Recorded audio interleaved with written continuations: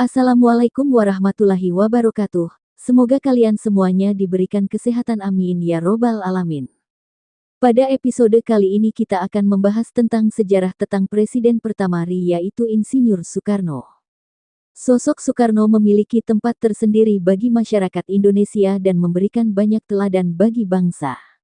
Banyak tenaga, pemikiran, bahkan jiwa dipertaruhkan oleh Soekarno untuk Indonesia, mulai dari melawan penjajahan sampai membangun bangsa ini menjadi seperti sekarang. Soekarno menjadi tokoh penting dalam sejarah Indonesia yang akan terus terkenang jasa-jasanya. Berikut ini penjelasan singkat biografi Ir. Soekarno yang perlu Grametz ketahui sebagai generasi bangsa agar dapat memetik nilai-nilai positif dari kisah sang proklamator. Ir. Soekarno atau akrab dipanggil Bung Karno lahir pada tanggal 6 Juni tahun 1901 di Surabaya, Jawa Timur dengan nama kecilnya Kusno Sosrodihardjo dan wafat pada tanggal 21 Juni tahun 1970 di Jakarta.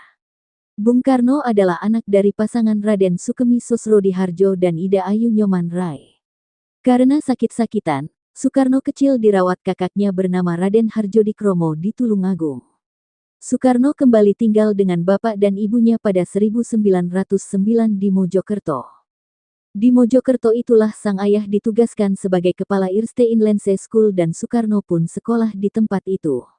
Sejak tinggal kembali bersama orang tuanya, Soekarno mengganti namanya dari Kusno menjadi Soekarno agar dirinya tidak sakit-sakitan lagi dan dapat tumbuh dengan sehat. Sejak kecil Soekarno sudah menjadi anak yang berprestasi bahkan mampu menguasai banyak bahasa. Itulah sebabnya kecerdasan Soekarno dikenal oleh dunia. Tahun 1911 Soekarno pindah lagi ke ELS yang setara dengan sekolah dasar SD, yang khusus dipersiapkan untuk masuk Hogere Burger School HBS di Surabaya. Tahun 1915 Soekarno pun menamatkan sekolahnya di ELS dan kemudian tinggal di rumah sahabat ayahnya, Haji Umar Said Cokroaminoto atau Hos Cokroaminoto yang merupakan pendiri Serikat Islam. Sejak itulah Soekarno mulia mengenal dunia perjuangan yang akhirnya membuatnya sangat ingin berjuang bagi bangsa Indonesia. Di kediaman Cokroaminoto, Soekarno muda mulai banyak belajar politik dan banyak berlatih pidato. Di sanalah Soekarno mulai kenal dan berinteraksi dengan tokoh-tokoh hebat, seperti Dr. Dowes Dekker, Cipto Mangunkusumo, dan Ki Hajar Dewantara. Merekalah pemimpin organisasi National Indische Partij saat itu. Bersekolah di HBS memberi banyak pengalaman dan pelajaran bagi Soekarno, hingga akhirnya lulus dan tahun 1921. Setelah itu Soekarno pun kembali pindah tempat tinggal, yakni ke Bandung dan tinggal bersama Haji Sanusi untuk melanjutkan pendidikannya di Technische Hogeschool THS, jurusan Teknik Sipil atau kita kenal sekarang sebagai kampus ITB. Di sanalah Soekarno mendapatkan gelar insinyurnya dengan lulus pada tanggal 25 Mei tahun 1926. Soekarno diwisuda bersama dengan 18 unsur lainnya tepat saat Dies Natalis ITB yang ke-61 pada tanggal 3 Juli tahun 1926. Menurut Prof. Jacob Clay sebagai ketua fakultas di kampus tersebut menyatakan kebanggaannya karena ada 3 orang insinyur orang Jawa, yakni Soekarno, Anwari, dan Sutejo, dan gelar insinyur dari daerah lainnya. Di masa hidupnya, Soekarno telah menikahi sejumlah perempuan, yakni Fatmawati, Hartini, Ratnasari Dewi, Kartini Manopo, Haryati, Yurike Sanger, dan Heldi Jafar. Atas pernikahannya tersebut, Soekarno dikarunia 11 orang anak. Sebagian keturunan Soekarno pada akhirnya juga ada yang mengikuti jejak sang ayah di dunia politik Indonesia, yakni putrinya yang bernama Megawati Soekarno Putri yang pernah menjabat sebagai Presiden kelima RI, Rahmawati Soekarno Putri, dan Sukmawati Soekarno Putri. Putranya yang pertama dengan Fatmawati, Guntur Soekarno Putra justru tidak terjun ke dunia politik seperti dirinya dan adik-adik perempuannya. Di Pegunungan Kalak terdapat tempat persemayaman keramat. Di atas persemayaman itulah tumbuh pohon pucang.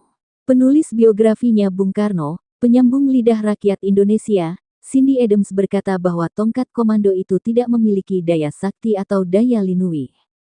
Itu hanya kayu biasa yang aku gunakan sebagai bagian dari penampilanku sebagai pemimpin dari sebuah negara besar, kata Soekarno kepada Cindy Adams pada suatu saat di Istana Bogor. Dalam biografi itu diceritakan, pernah pada suatu saat dalam pertemuannya dengan Presiden Kuba, Fidel Castro, Castro memegang tongkat Bung Karno dan bercanda. Apakah tongkat ini sakti seperti tongkat kepala suku Indian?